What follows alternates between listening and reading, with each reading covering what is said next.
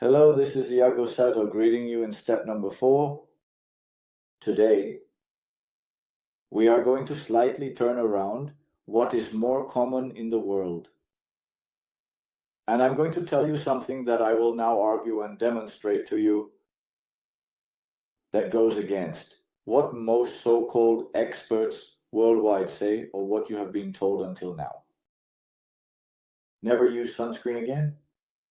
Never, man. And expose yourself to the sun as much as you can. Later, we will clarify what as much as you can means, but I will not clarify the zero sunscreen part. Never use it again. If you have it at home, throw it in the trash. Now you might say, this guy has gone crazy. Let's see, I'll share with you here, computer screen. This is the Lupus Foundation of the USA. An official page.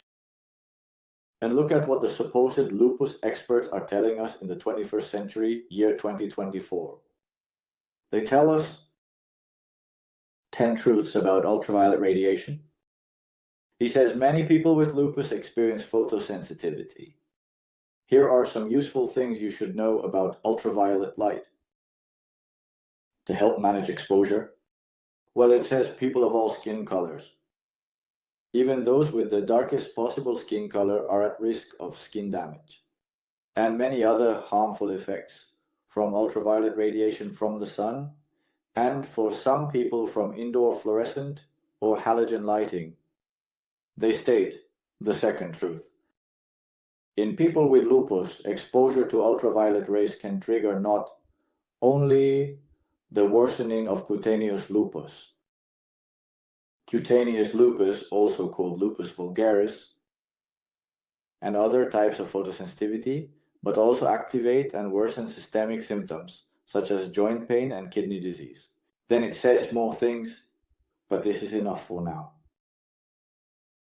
You come to an agreement. You're telling me not to use sunscreen and to expose myself to the sun. And these experts, or the World Lupus Foundation, well, the United States of Lupus, which then shares this information worldwide. They are telling us to be careful, that exposing yourself to the sun can cause problems, right? More problems if you have lupus. Well, this is what the authorities are saying nowadays. Look here. If you search on Google for the Nobel Prize in Medicine 1903, this information will appear. Niels Riebeck Finsen, the Nobel Prize in Physiology or Medicine of 1903.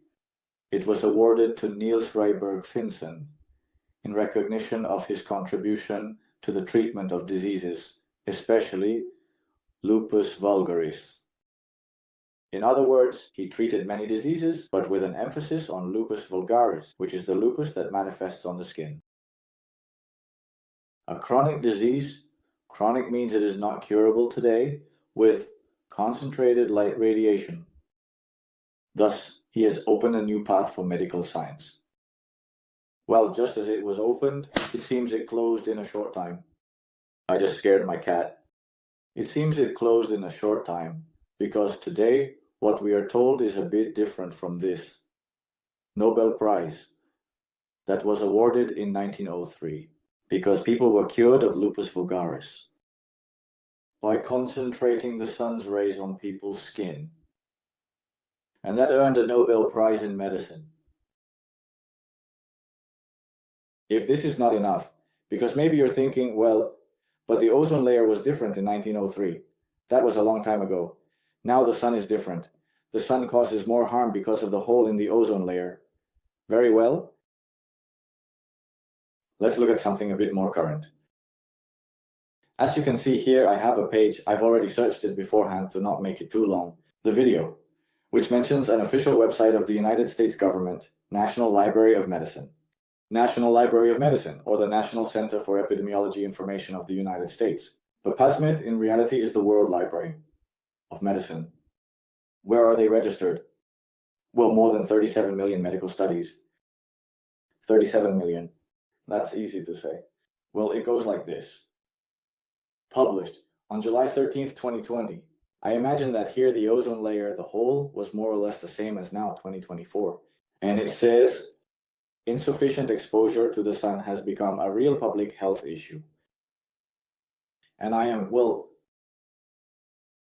who dares to say this in the year 2020 when experts are telling us everywhere, protect yourself from the sun, use sunscreen, the sun, be careful, the sun is dangerous, blah, blah, blah. What are they telling us here? Who are they, right? Well, let's see who is telling us this. They tell us the Institute of Environmental Medicine at the Karolinska Institute in Stockholm, Sweden. You might say, well, but in Sweden they hardly have any sun, right? School of Population and Global Health at the University of Australia. In Australia, yes, they have plenty of sun. Department of Chemistry and Sanders Brown Center on Aging at the University of Kentucky in the United States. University of Cardiovascular Epidemiology, Department of Public Health and Primary Care at the University of Cambridge, United Kingdom. One of the most important in the world. Department of Dermatology at the Leiden University Medical Center, Netherlands. Clinical and Experimental Sciences at the Faculty of Medicine, University of Southampton in the United Kingdom. Division of Epidemiology at the Department of Family Medicine and Public Health, School of Medicine, University of California, San Diego, United States. Here, yes, the sun is strong, isn't it? Telethon Kids Institute at the University of Western Australia in Australia. Department of Public Health Sciences, School of Medicine, University of South Carolina in the United States. Department of Pharmacy at the University of Copenhagen, Denmark. Department of Clinical Sciences and Education at Karolinska again, from Sweden, Stockholm. Faculty of Medicine and Health at the School of Medicine, University of Exeter, United Kingdom. Department of Social Sciences and School of Public Health Department. Harvard, another of the most important in the world, Center for Information Research, University of Edinburgh in the United Kingdom.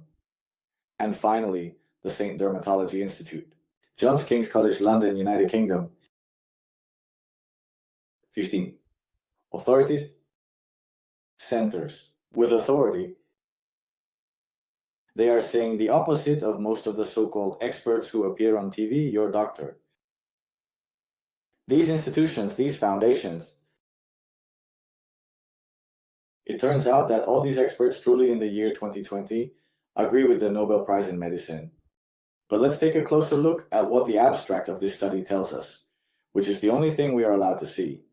It says, this article aims to alert the medical community and public health authorities about the accumulation of evidence, about the health benefits of sun exposure, suggesting that insufficient exposure to the sun is a significant public health issue.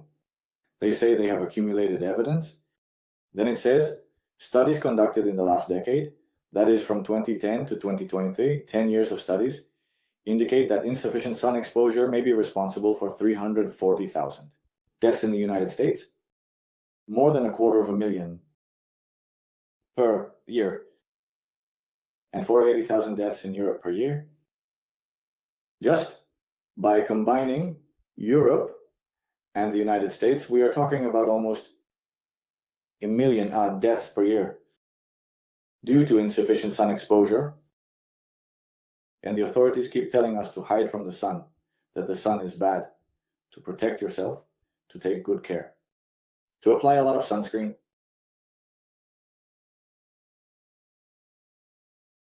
Almost 1 million deaths a year in the United States and Europe due to not being exposed to the sun. Pandemics have been set up for much less.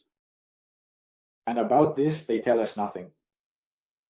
And about a higher incidence of breast cancer, colorectal cancer, hypertension, cardiovascular diseases, metabolic syndrome, multiple sclerosis, Alzheimer's disease, autism, asthma, type 1 diabetes, that is, the complicated one, the autoimmune one, and myopia.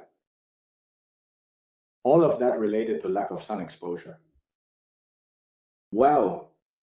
And it is scientifically proven with more than, well, not more, with 10 years of studies and evidence. I imagine that all these institutions like Harvard, Cambridge wouldn't be saying this just off the top of their heads. I imagine they can prove what they say, otherwise they wouldn't say it.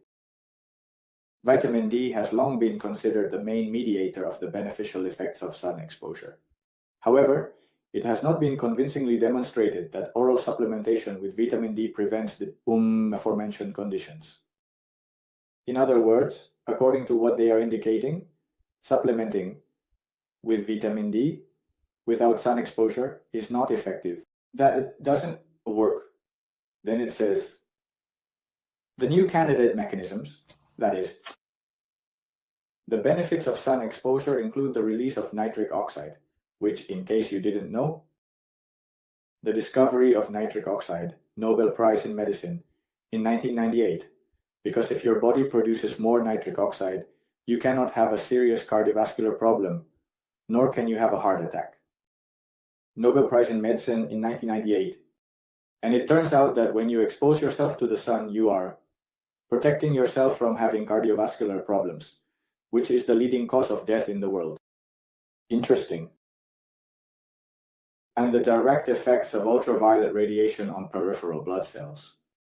Altogether, this evidence indicates that it would be wise for people living outside the tropics, like Spain, for example, Europe, the United States, to ensure they expose their skin sufficiently to the sun.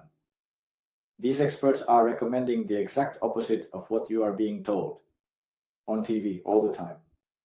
And your doctor, and the other one, and the motorcycle. To minimize the damage from excessive sun exposure. Let's see what it tells us. Let's see how much sunscreen we need to apply. One must be very careful to avoid sunburn and sun exposure. During seasons of high environmental ultraviolet radiation, it should be done gradually. There it goes. It hasn't told me to put on sunscreen. It's telling me that in summer in Spain, in summer when the sun hits hardest, it's not telling you not to expose yourself to the sun. It's telling you to be careful, that it has to be gradual. No, more than 5 to 30 minutes a day. It has to be gradual. It says, of course, depending on the skin type and the ultraviolet index. It has to be gradual, but not that you hide, not that you protect yourself, no. That, yes, you should expose yourself, but gradually. With appropriate clothing for the season, eyes closed or protected. It doesn't say anything about sunscreen.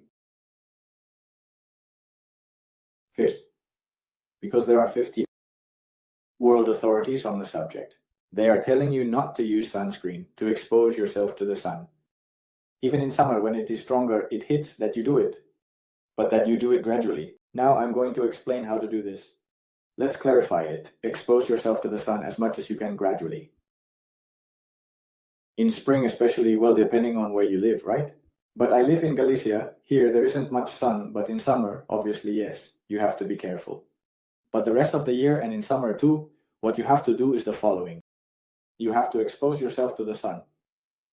At sunrise, at sunset, or if you can't do one, the other, okay? Either one or the other. Ideally, it would be both. The more time, the better. Those hours of the day don't burn. And then you have to expose yourself to the sun during the hours of the day when the sun is strongest, to be able to assimilate everything the sun has to offer for your health. Now, our body has its own system that alerts you when you need to get into the shade and can no longer stay in the sun. What is that system that alerts you? I'm sure you know exactly. If you're in the sun for a while, you already know when you start to feel very hot. Some area of the face, the shoulders, the back, or when you already notice that it's starting to turn red. The skin, well, a little before it turns red. The skin, when you're already noticing those areas feeling a bit warmer. You know when that's happening, that's when your body is telling you to get into the shade. We can't take any more sun for today, at least in those areas that are heating up and are about to turn red. Your body is warning you, that's enough for today. What happens if you expose yourself to the sun from winter? In the morning, at sunset, and when it's strongest. And you go all year exposing yourself to the sun, and never use sunscreen. And then, when summer starts, you also start like that. What's going to happen? That each time your skin withstands more time in the sun, each time you're able to absorb more sun rays, to gain more benefits from the sun's rays without getting burned. That's what you have to do. And as revealed in this study, which is a compilation of more than, well, not more, but 10 years of scientific evidence from studies, and they have measured several benefits, where one of the biggest is, as it says here, nitric oxide, vitamin D. And there are many more things that when you absorb the sun's rays, your body can do. In fact, we would practically avoid 1 million deaths a year if everyone stopped using sunscreen and exposed themselves to the sun in the right way. Impressive, isn't it? Well, this is 50% of step 4. Expose yourself to the sun and never ever use sunscreen again.